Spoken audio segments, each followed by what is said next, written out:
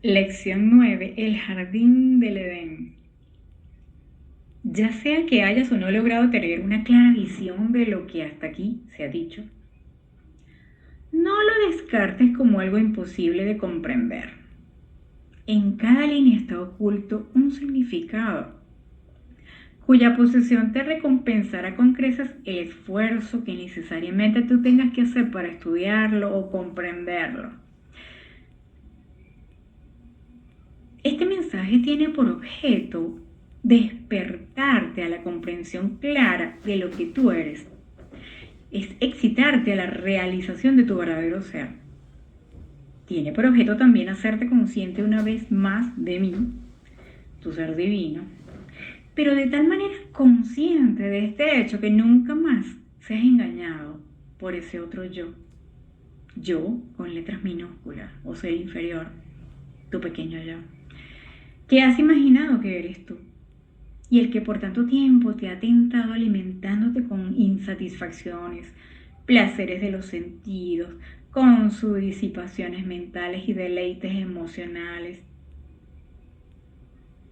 Todo lo que has hecho para satisfacerte, pero sientes ese vacío continuamente. Por algo es.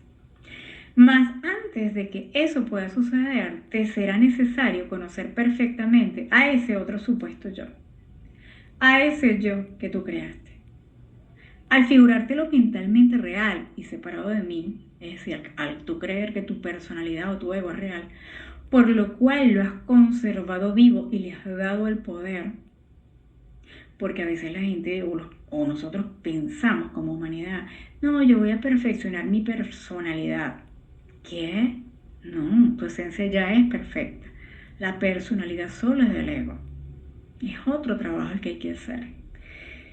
Por este medio de seducirte y engañarte, si a ese yo que al figurarte lo real le diste el poder para autoerigirte, a ese yo con tu jactancia de sí mismo, sus ambiciones y soñado poder, con su amor a la vida y posesiones materiales, así como con su deseo constante de ser considerado como sabio o como bueno, que al final es ego, pero el cual yo con letras minúsculas, no es sino tu personalidad humana, la que nació solo para morir, o que tú crees para morir, ya que no es sino una entidad separada y como tal no tiene más permanencia o realidad que la hoja, la nieve y la nube.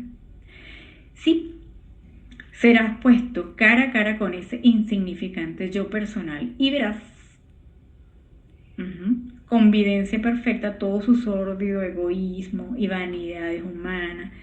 Y entonces, si es que tú quieres acudir a mí y demandar con sencilla fe y confianza, sabrás que soy yo, la parte ínfima, impersonal de ti, la que mora siempre en tu interno y quien así te muestra todas esas ilusiones de la personalidad, que es lo que por tantas edades te ha separado de mí, en conciencia, es decir, de tu propio glorioso ser divino.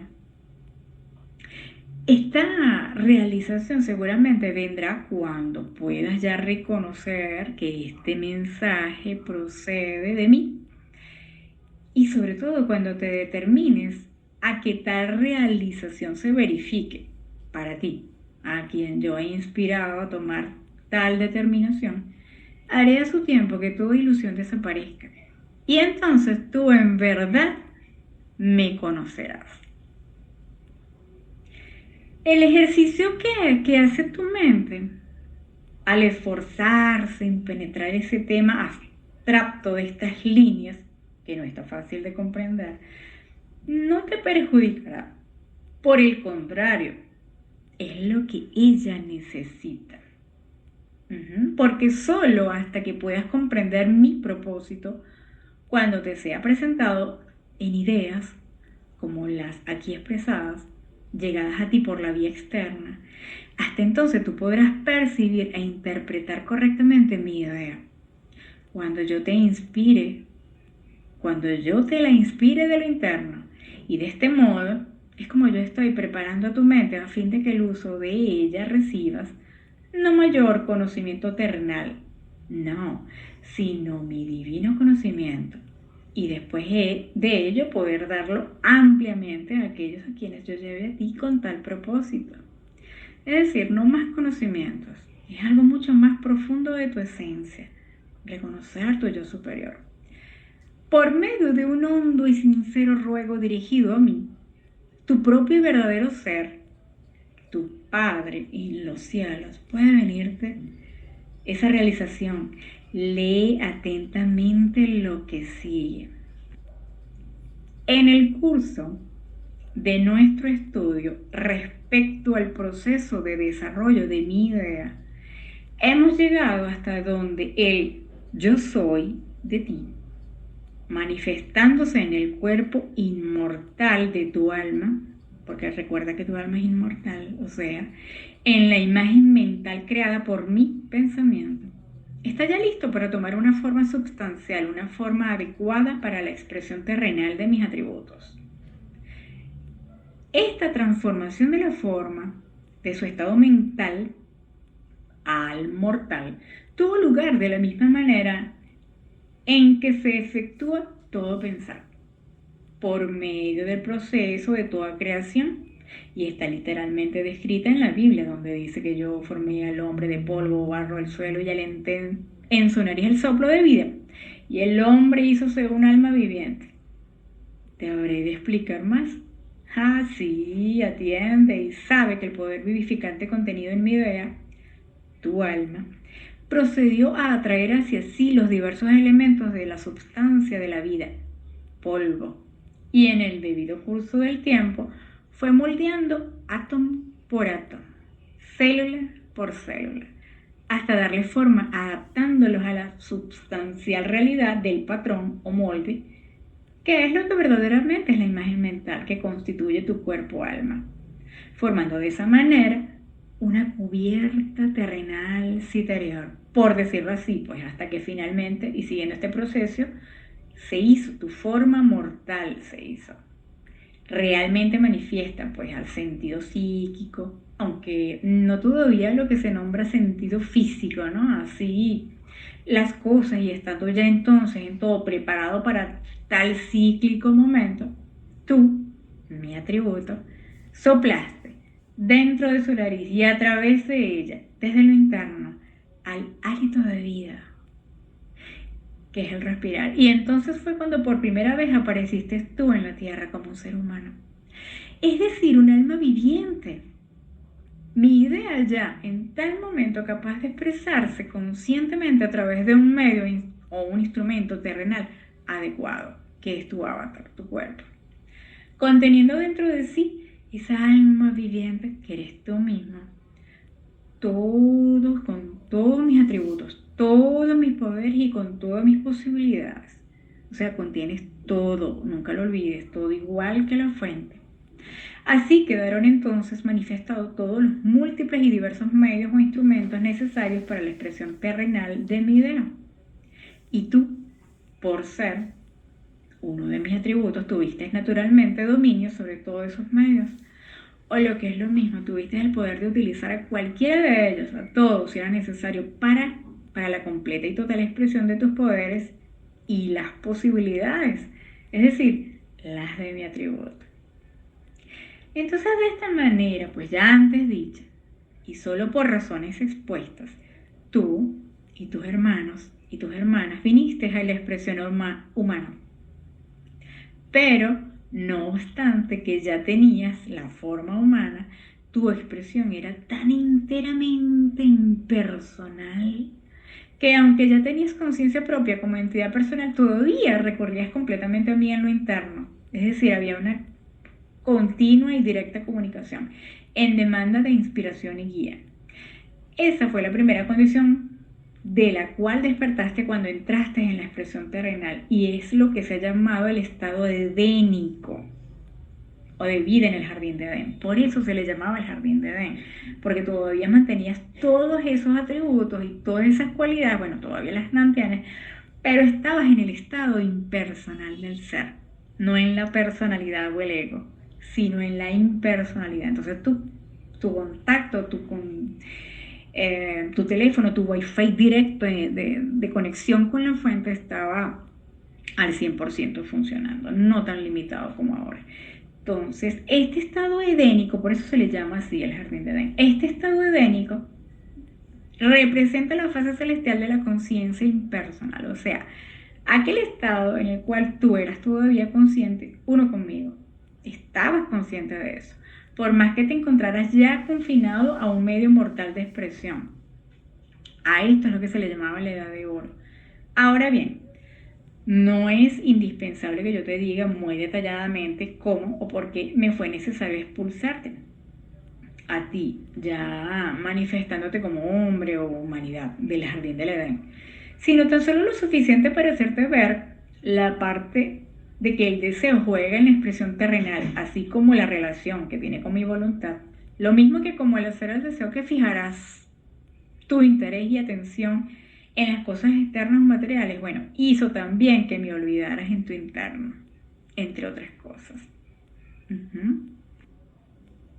Cuando ya esto se te haga claro, porque en algún momento lo vas a comprender, cuando lo comprendas, siquiera algo acerca de la razón que me asistía para ello, entonces quizás comprenderás también la necesidad de hacer que tu humanidad, pues en tu humanidad cayeras primeramente en un profundo sueño, cuando eres un alma joven, pues ya habías llegado al término de otro ciclo llamado un día cósmico. Recuerda que existe el día cósmico y la noche cósmica. La necesidad de dejarte soñar que habías despertado, aunque en realidad dormías y aún sigues durmiendo, porque este es como un largo sueño, la ilusión. Y habiendo sido todo como un sueño, de entonces acá, inclusive todos los aparentes sucesos y condiciones terrenales del cual el sueño, por cierto, despertarás por completo solo hasta que tu humanidad vuelvas a ser totalmente consciente de mí en tu interno, y que también la necesidad a sí mismo de dejar que te hallaras a ti mismo como humanidad, ya no solo como uno en lo exterior, sino como dos, o sea, una parte activa, pensadora y agresiva, la que es llamada hombre o varón, y la otra pasiva, sensible y receptiva, es decir, hombre, matriz o mujer, que es lo mismo. Bien, es importante aclarar esta parte del punto del idioma, porque en inglés se produce la palabra woman, mujer, que está compuesta de las dos primeras letras de womb, útero, matriz, madre, caverna, seno, extraña, y la palabra man, hombre o varón, de ahí la necesidad de traducir el término de womb, man, que aparece en el original como hombre, matriz.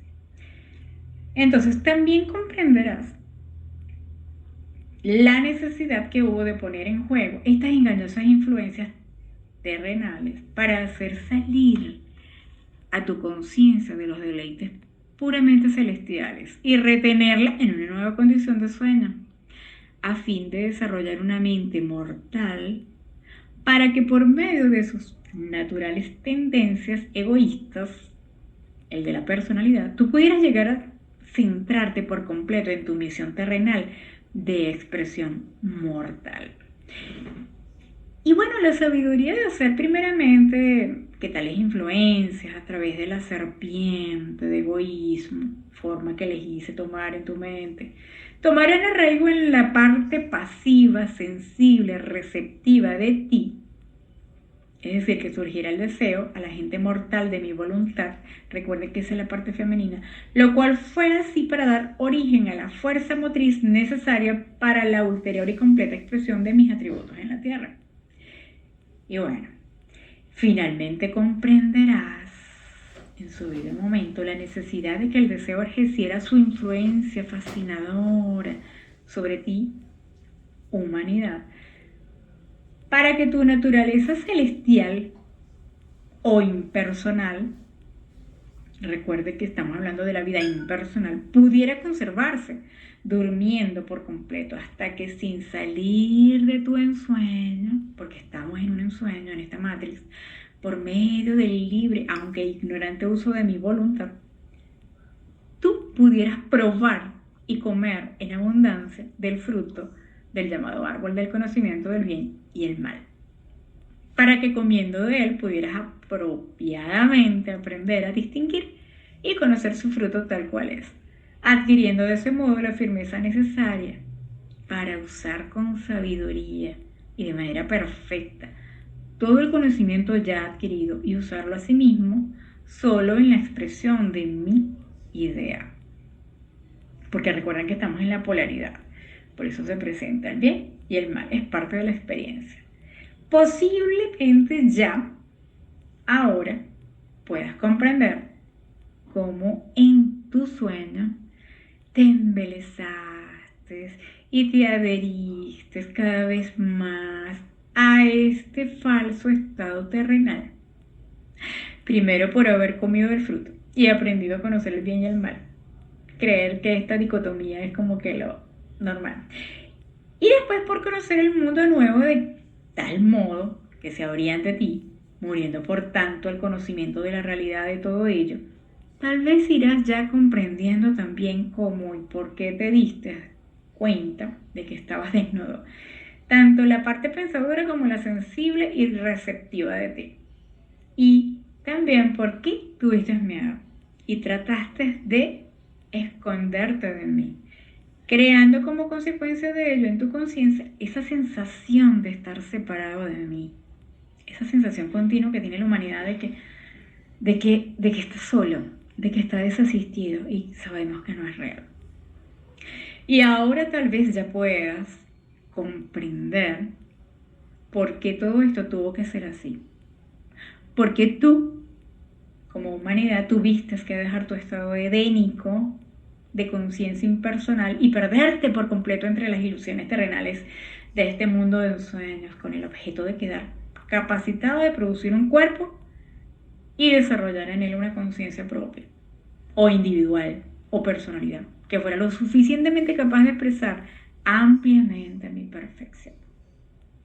Y así fue que nació tu personalidad humana. Así nació tu personalidad humana y desde su nacimiento yo siempre te he inspirado a nutrirla, a sostenerla, a fortalecerla, llenándote de ambiciones, esperanzas, aspiraciones y vehemencias, deseos, con todas las variadas manifestaciones de deseo, las cuales, bueno, no son sino las fases humanas de mi voluntad, que todas están llevando a cabo la preparación y desarrollo de un instrumento que sea capaz de expresar perfectamente mis atributos sobre la tierra. Y así fue como yo hablé la palabra o expresé mi mandato y te expulsé del jardín del Edén. Vistiéndote con una envoltura de piel, o en otras palabras, de carne. Esto es todo, de carne. Lo mismo que a los otros animales, y entonces, a fin de que tú pudieras entrar hasta el corazón de las condiciones terrenales, a la tierra verdadera, a la tierra de mi idea, no la del sueño, y poder vivificar mi idea allí latente y darle vida activa y expresión. Tú, como mi atributo, tuviste que poseer un organismo, así como una envoltura apropiada al medio en el que te ibas a manifestar en tus sueños. Claro, porque tú tienes que tener un avatar que pueda sobrevivir en este planeta Tierra. Y así también, al darte una cubierta de piel, proveí con ella a mi idea de una forma adecuada para su expresión terrenal, es decir, te di el poder de expresarte tú mismo por medio de palabras, a través de un organismo definido. En lo impersonal no se hace uso de palabras, ni se necesita tampoco. Únicamente hay ideas.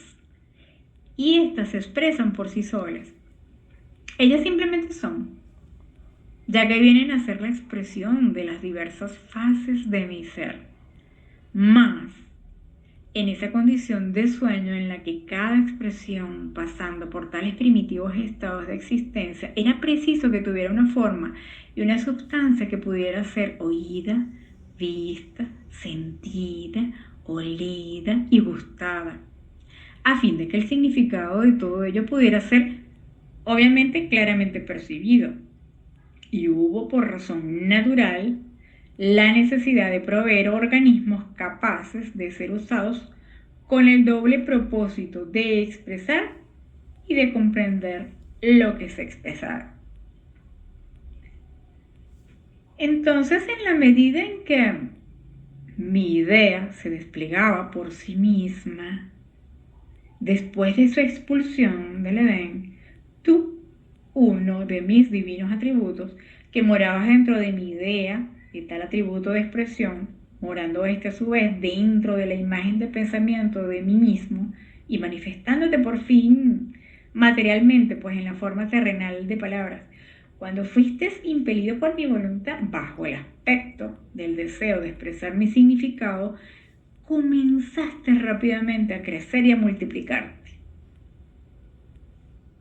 En tu búsqueda para encontrar todas las favorables condiciones para la manifestación de tus particulares atributos, tú fuiste gradualmente esparciéndose sobre la faz de la tierra y con ello al mismo tiempo ibas despertando y anidando a la inteligencia latente en todas las formas de vida con las que te pusiste en contacto, a fin de que te enteraran a una expresión mucho más amplia y activa de las particulares fases de mi idea que cada forma representaba.